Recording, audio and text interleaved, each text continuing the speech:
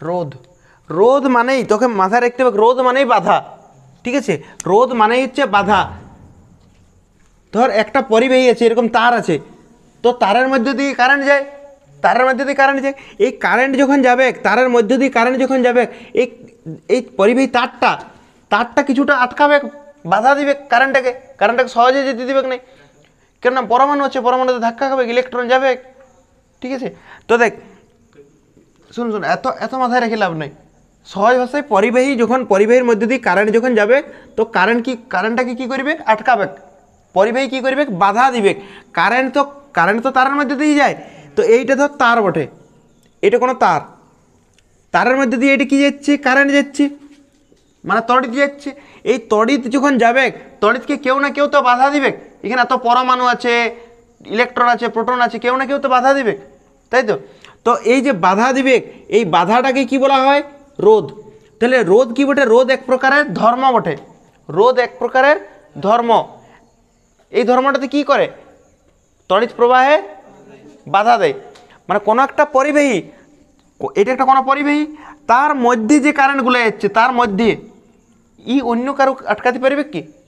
ধর এইখানে একটা তার আছে, এই তারটা অন্য কোনো তারের কারেন্টটাকে আটকাতে পারবে কি? তাহলে তার মধ্যে, মানে নিজের মধ্যে দিয়ে যে কারেন্ট যাচ্ছে, সেইটাকে আটকাতে পারবে। তো একটা পরিবাহী তার নিজের মধ্যে যে কারেন্ট যায়, বা মানে তড়িৎ যায়, সেই তড়িৎটাকে কি করে? আটকায় বা বাধা দেয়। এই বাধাটাকে আমরা বলবো রোধ। এবার পরে দেখ রোধের সংজ্ঞাটা। রোধ মানেই বাধা। তড়িৎ প্রবাহে বাধাটাকেই রোধ বলা হয়। তড়িৎ প্রবাহে বাধাটাকে কি বলা হয়? রোধ। রোধের এসআই একক ওহম, আর সিজিএস একক স্ট্যাট ওহম। এসআই একক ওহম আর সিজিএস হচ্ছে স্ট্যাট ওহম। পরের পয়েন্ট দে, ওহমের সূত্র অনুযায়ী রোধের সংজ্ঞা।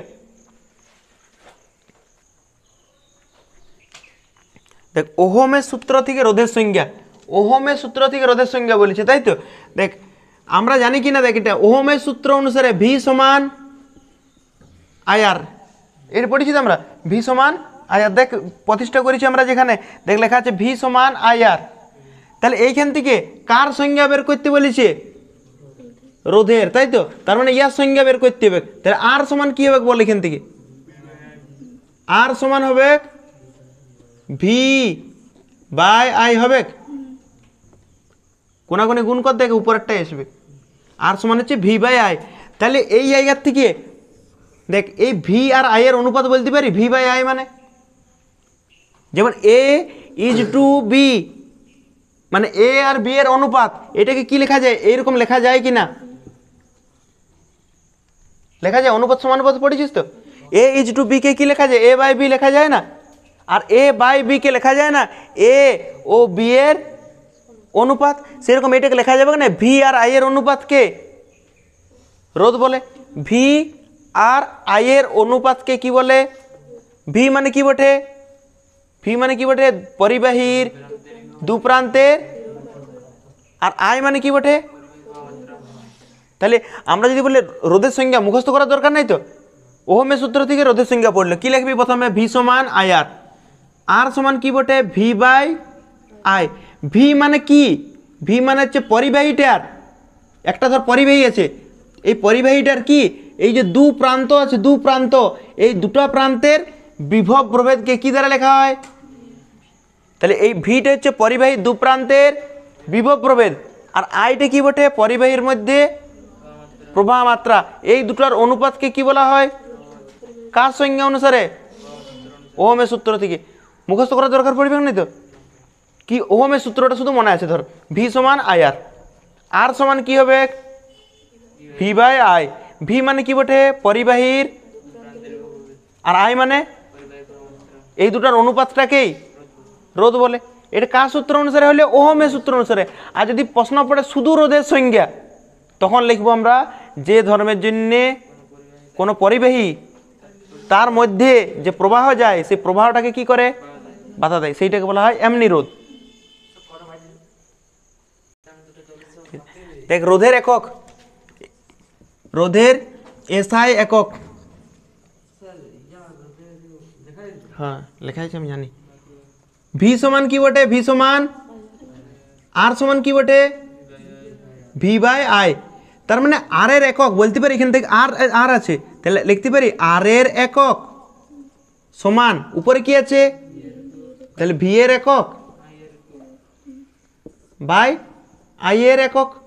তাহলে রোধের একক কি হবে বল? উপরে বিভব প্রভেদ, ভি এর একক মানে বিভব প্রভেদ, বিভব প্রভেদের একক কি হয়? ভোল্ট। আর নিচে আছে আই এর একক, আই মানে কি বটে? প্রবাহ মাত্রা, প্রবাহ মাত্রার একক কি হয়? তাহলে বলবে ভোল্ট পার এম্পিয়ার নিচের কোন ভৌত রাশিটির একক? মনে রাখবে, তখন মনে রাখবে, এখন তো দেখি দেখি সবাই বলতে পারবে। দেখ কি করে লিখবি, ধর বললে ভোল্ট পার এম্পিয়ার কার একক? ভোল্ট, তুই ভাববি ভোল্ট কার একক? বিভব প্রভেদের। আর বিভব প্রভেদকে কি দ্বারা লেখা হয়? ভোল্টকে কি দ্বারা লেখা হয়? ভি দ্বারা। বাই আছে বাই দিলাম। এম্পিয়ার, এম্পিয়ার কার একক? প্রবাহ মাত্রা কি দ্বারা লেখা হয়? তাহলে V by I, V by আইটা কার সমান হয়? আর এর সমান, মানে রোধের একক।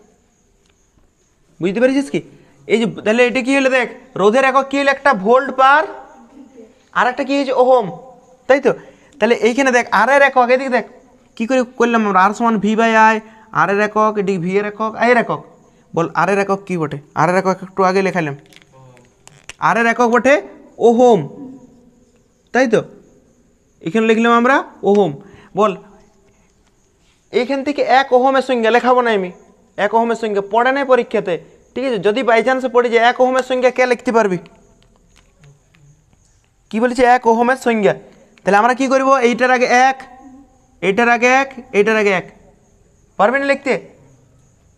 কোনো পরিবাহী দু প্রান্তের বিভব প্রভেদ 1 ভোল্ট ও পরিবাহীর মধ্যে দিয়ে প্রবাহ মাত্রা 1 এম্পিয়ার, এই দুটির অনুপাতকে কি বলা হয়? পারবে না লিখতে? 1 এম্পিয়ারটা কি বটে? 1 এম্পিয়ারটা কি বটে? প্রবাহ মাত্রা আই, আই মানে প্রবাহ মাত্রা, তো এটা তো জানিস। 1 এম্পিয়ার মানে কি বটে? প্রবাহ মাত্রা। আর 1 ভোল্ট, 1 ভোল্টটা কি বটে? বিভব প্রভেদ। তাহলে বিভব প্রভেদ 1 ভোল্ট আর প্রবাহ মাত্রা 1 এম্পিয়ার, এই দুটার অনুপাতটাকে কি বলা হয়? 1 ওহম।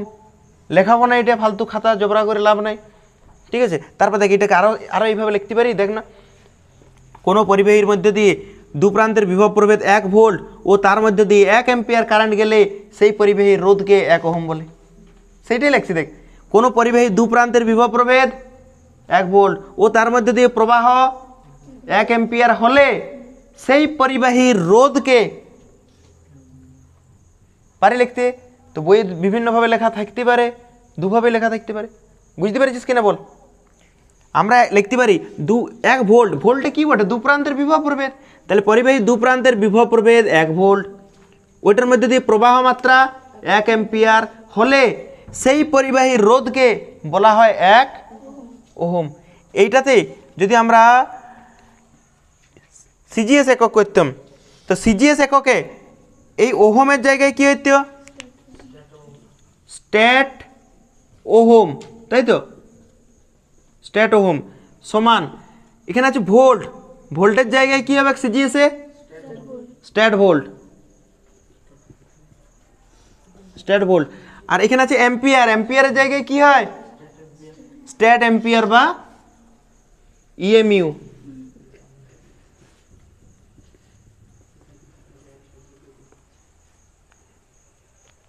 কোনো অসুবিধা নেই তোদের পর্যন্ত?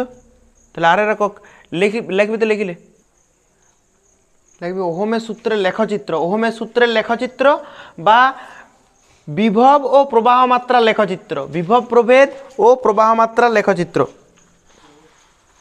হ্যাঁ,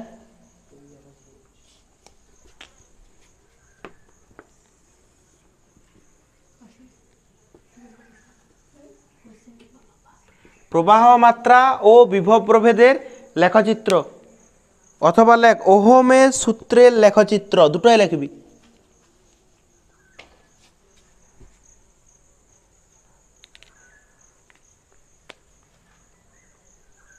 হয়েছে?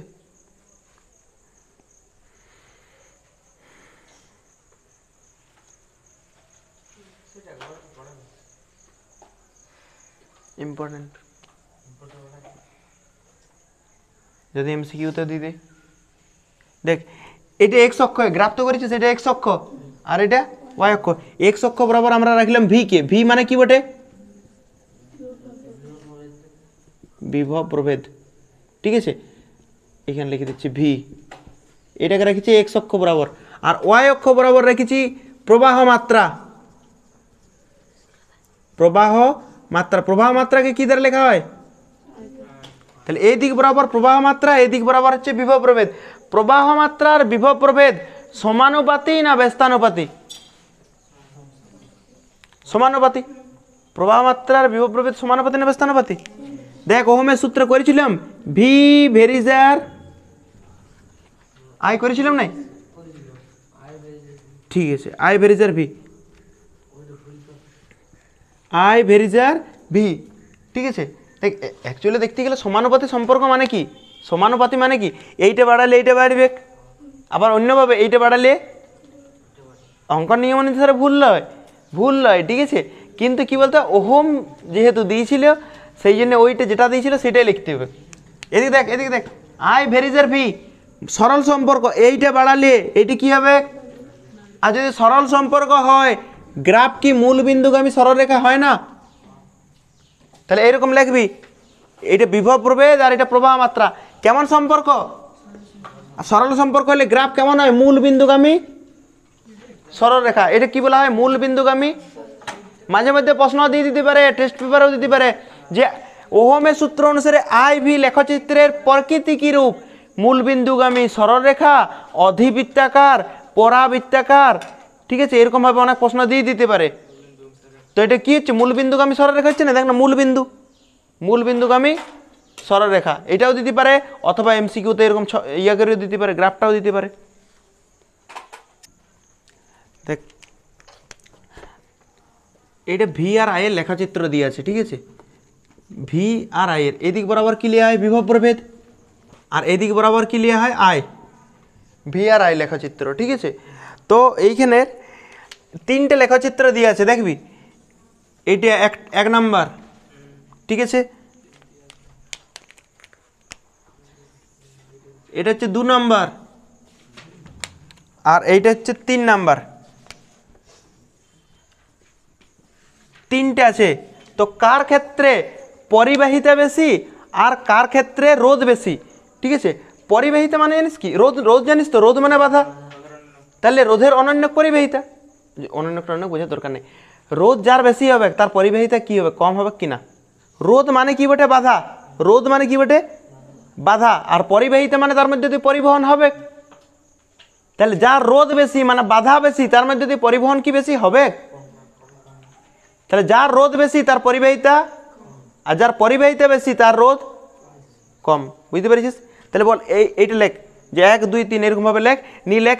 1 নম্বর পয়েন্ট লিখবি কার পরিবাহিতা বেশি, 2 নম্বরে লিখবি কার রোধ বেশি।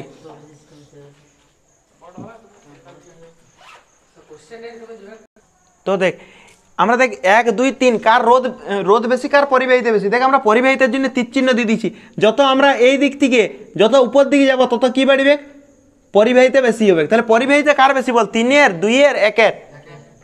1 এর পরিবাহিতা সবচেয়ে বেশি। দেখ আমরা এটা বোঝার জন্য দিচ্ছি যে এই দিকে গেলে পরিবাহিতা কি হয়? বাড়ে, পরিবাহিতা বাড়ে।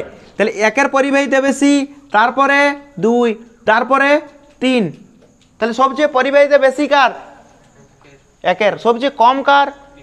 3 এর। তাহলে বলতো রোধ কার বেশি হবে? হবে 3 এর, কেননা 3 এর পরিবাহিতা কম। 3 এর পরিবাহিতা কম। তো এই দিকে গেলে পরিবাহিতা বাড়ে, এই দিকে গেলে পরিবাহিতা বাড়ে। তাহলে 1 এর পরিবাহিতা সবচেয়ে বেশি। তাহলে 1 এর পরিবাহিতা বেশি মানে বাধাটা নিশ্চয় কম। তাহলে 1 এর পরিবাহিতা বেশি কিন্তু বাধা কি? কম। এইখানে পরিবাহিতা কম কার? 3 এর পরিবাহিতা কম। তো পরিবাহিতা মানে পরিবহন কম কেন? কেননা বাধাটা বেশি। তাহলে একটা মনে রাখলে বাকিগুলো হয়ে যাবে কিনা? এই দিক বরাবর মনে রাখবি যে এই দিক থেকে এই দিকে গেলে কি হয়? পরিবাহিতা বাড়তে থাকে। এইটুকু শুধু মনে রাখলে পরিবাহিতা শেষ, রোধ শেষ। ঠিক আছে, এরকম প্রশ্ন দেই নাই, যদি বাই চান্সে দিয়ে দিই। এবারে শুন অভ্যন্তরীণ রোধ। তো ব্যাটারি যদি তোরা ক্লাস 7-8 কোথাও পড়ে থাকিস বা তড়িৎ বিশ্লেষণও যদি পড়েছিস কেউ, দেখ এইরকম একটা তড়িৎ চালক কী বলে তড়িৎ বিশ্লেষ্য থাকতেও এরকম একটা দুটো দাঁড় থাকতেও কেউ পড়েছিস, একটা ক্যাথোড একটা অ্যানোড। যদি পড়েছিস তো ভালো জিনিস, না পড়লেও কোনো ভয়ের কিছু নাই, ঠিক আছে। তো এইটা ধর ব্যাটারি, ঠিক আছে, এটা ব্যাটারি। তো এইটা ধরে নিলাম ব্যাটারির পজিটিভ প্রান্ত, আর এইটা ব্যাটারির নেগেটিভ প্রান্ত। এইটা ব্যাটারির পজিটিভ, এটা ব্যাটারির ভিতর এঁকেছি। তো তড়িৎ বিশ্লেষণ হয়ে গেছে না? তড়িৎ বিশ্লেষণ হয়ে গেছে না তোর? টেনে টেনে হয় না? ঠিক আছে ঠিক আছে ঠিক আছে। না না টেনে নেই, আছে রে। আচ্ছা, তো এরকম তরল থাকে, শুন শুন শুন, বেশি বাড়তি কথা হলে কথাটা শুন। এই জায়গাতে একটা তরল থাকে, এই যে মাঝটা দেখতে পাচ্ছিস, মাঝে এক প্রকারের তরল থাকে। এই তরলটাকে বলা হয় তড়িৎ বিশ্লেষ্য তরল। তড়িৎ বিশ্লেষ্য তরল বা তড়িৎ বিশ্লেষ্য পদার্থও লিখে দিচ্ছি আমি, তড়িৎ বিশ্লেষ্য পদার্থ, ঠিক আছে। এটা হচ্ছে তড়িৎ বিশ্লেষ্য পদার্থ। আমি তড়িৎ বিশ্লেষণ পড়াইনি। হ্যাঁ, তরলের কাজ এটা পরে আমরা পড়াবো, তড়িৎ বিশ্লেষণ পড়াইনি আমরা। এটা আমরা ব্যাটারির ভিতরের কথা বলছি, যে ব্যাটারির ভিতরে কীরকম হয়। তো এইটা হচ্ছে ব্যাটারির ভিতরের প্রান্ত। এইটা কি বটে? ব্যাটারির প্লাস, আর এইটা ব্যাটারির মাইনাস। আর এইখানে মাঝে মাঝে যে তরলটা থাকে, সে তরলটার নাম কি? তড়িৎ বিশ্লেষ্য পদার্থ বা তড়িৎ বিশ্লেষ্য তরল, ঠিক আছে। আর আমরা যদি ব্যাটারিটাকে বর্তনীতে আঁকি, বর্তনীতে কেমনভাবে আঁকি দেখ, একটা বড় লিখি, কোনটা প্লাস হয় কোনটা মাইনাস হয় বল? এটা প্লাস হয় আর ছোটোটা মাইনাস হয়, তাই তো। এইবারে দেখ, এই ব্যাটারিটাকে আমরা ধর কোনো রোধের সাথে যুক্ত করছি, কোনো রোধের সাথে, রোধকে এরকমভাবে লিখি, দুটো ব্যাটারির সমবায় করা যায়। তো এটা একটা, এটা পজিটিভের সাথে এটা নেগেটিভ যুক্ত করতে হবে, ওটা তো আমরা পরে যাচ্ছি, আমাদের এখন হ্যাঁ ওটা দেখাবো। আগে আমরা আমাদের টপিকটা পড়ানো হয়ে যাক, ওটা বলে দিচ্ছি শুন। এইটা আমরা লিখলাম, কারেন্ট কোন দিক থেকে কোন দিকে যায় বল? পজিটিভ দিকে নেগেটিভ, তাহলে এই দিক বরাবর যাবে, এই দিক বরাবর, এইদিকে এইদিকে নিয়ে এইখানে এই জায়গাতে। এবারে ব্যাটারির ভিতরে কোন মেরু থেকে কোন মেরুতে যাবে বল? তাহলে কারেন্ট বা তড়িৎ প্রবাহ ব্যাটারির ভিতরে যায় ঋণাত্মক মেরু থেকে ধনাত্মক মেরুতে। আর ব্যাটারির ভিতরে এরকম তরল আছে, এইটা দেখ ঋণাত্মক থেকে কোথায় যাবে? এইটা ব্যাটারিটা আমরা বর্তনীতে এঁকেছি, আর এইটা ভিতরেরটা এঁকেছি। তো কারেন্ট ব্যাটারির ভিতরে যায় ঋণাত্মক থেকে, তার মানে এই ঋণাত্মক থেকে ধনাত্মকে যাবে। এইবার ইলেকট্রনগুলো বা কারেন্ট ঋণাত্মক থেকে ধর ধনাত্মকে যাবে, ঠিক আছে। এইবারে যখন এই তড়িৎ বিশ্লেষ্য তরলটার মধ্যে দিয়ে যাবে, এই যে তড়িৎ বিশ্লেষ্য তরলটা, তো তরলটা কিছু না কিছু তো আটকাবে, কিছু না কিছু তো বাধা দিবে। এইটা ব্যাটারির ভিতরে হচ্ছে না বাইরে হচ্ছে? সেই জন্যে এই যে বাধা দিচ্ছে, ব্যাটারির ভিতরে বাধা দিচ্ছে, এই বাধাটাকে কি বলা হয়? বাধাকে কি বলা হয়? তড়িৎ প্রবাহে বাধাটাকে কি বলা হয়? রোধ। আর এটা ভিতরে হচ্ছে না বাইরে হচ্ছে? ভিতরে, সেই জন্য এটাকে বলা হয় অভ্যন্তরীণ রোধ। ভিতরের রোধটা বাইরে, এই রোধটা বাইরে, এই রোধটা বাইরে। আর ব্যাটারির ভিতর হ্যাঁ বাইরে রোধ ছিল অবশ্যই। না ওটাতে দরকার নেই, কেননা বাহ্যিক রোধ লেখার দরকার নেই এটাতে, ওটা বাহ্যিক রোধেই বোঝাচ্ছি। অভ্যন্তরীণ রোধটাকে আমরা আলাদাভাবে লিখি, অভ্যন্তরীণ রোধ আমরা দেখাবো আরো। অভ্যন্তরীণ রোধ বুঝতে পেরেছিস কি? তাহলে অভ্যন্তরীণ রোধ কোথায় থাকে? ব্যাটারির ভিতরে না বাইরে? ব্যাটারির ভিতরে। কখন এটা হয়? যখন মাইনাস থেকে প্লাসের দিকে, মানে ব্যাটারির ভিতরে কারেন্ট কোন দিক থেকে কোন দিকে যায়? তো ব্যাটারির ভিতরে যখন কারেন্ট যায়, তখন ব্যাটারির ভিতরে যে পদার্থগুলো থাকে, ব্যাটারির ভিতরে যে পদার্থগুলো, সেই ভিতরের পদার্থগুলো কারেন্টে কি করে? বাধা দেয়, কারেন্ট যেতে বাধা দেয়, সেইটাকে আমরা বলবো অভ্যন্তরীণ রোধ। তাহলে বল কারেন্ট এমনিতে বহির্বর্তনীতে কোন দিক থেকে কোন দিকে যায়? প্লাস থেকে মাইনাসের দিকে। আর ব্যাটারির ভিতরে তো মাইনাস থেকে প্লাসে যখন যাবে, ব্যাটারির ভিতরে যে পদার্থগুলো আছে, ব্যাটারির ভিতরের পদার্থগুলো তড়িৎ প্রবাহে কি করবে? বাধা সৃষ্টি করবে। আর এই বাধাটাকে আমরা বলা হয় রোধ। আর ভিতরে করছে, সেই জন্য এটাকে বলবো আমরা অভ্যন্তরীণ রোধ। তাহলে অভ্যন্তরীণ রোধ ক্লিয়ার হয়েছে কি? অভ্যন্তরীণ রোধকে ছোট হাতের আর দ্বারা লেখা হয়, মনে রাখবি অভ্যন্তরীণ রোধকে ছোট হাতের আর দ্বারা লেখা হয়, ঠিক আছে।